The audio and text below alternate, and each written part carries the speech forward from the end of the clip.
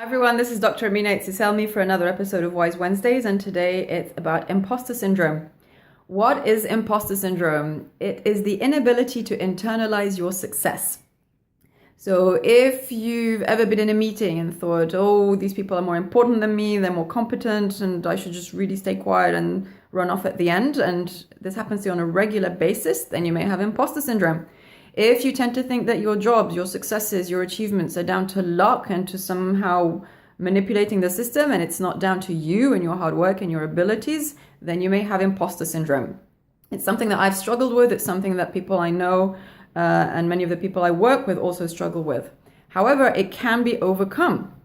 The problem with imposter syndrome is that our schools and workplaces tend to encourage it because it means people work hard and they tend to do what they're told.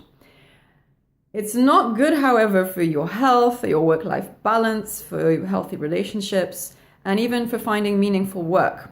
So imposter syndrome may be good in the first half of life and help you achieve, but in the second half of life, the costs start to mount up.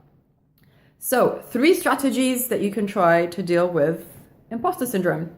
Number 1, be a detective, meaning that treat everything as a hypothesis, not a fact. So if you have imposter syndrome, you'll tend to think that you're not good enough at this or that. For example, if you think, I'm not good at public speaking, be a detective, treat that as a hypothesis and examine it. Is it really true that you're not good at public speaking? Yes. Is it really true? Well, I'm okay sometimes. All right, what's the evidence to the contrary of the hypothesis? Yes, there was this one time when I gave a talk to this small group and it went really well and I enjoyed it and it was fun and I got good feedback at the end. Okay, so what's the new hypothesis? Well, okay, maybe I'm good in small groups but not large groups.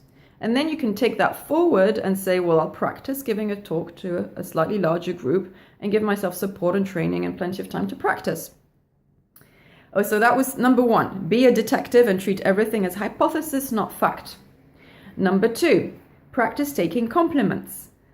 If you have imposter syndrome, you'll hate compliments and you'll feel some kind of fear in the pit of your stomach if someone says something complimentary about you or your work. Practice saying thank you, smiling and moving on. Number 3, talk about your strengths and achievements in stories. If you have imposter syndrome, you will shut down if someone ever asks you to talk about your strengths.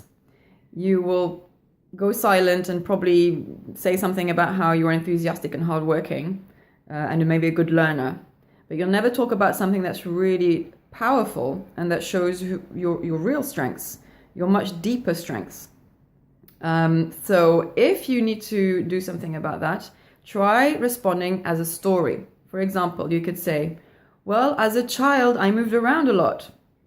I traveled to lots of different countries and I went to lots of different schools. So this means that now I'm very adaptable and I'm very resilient.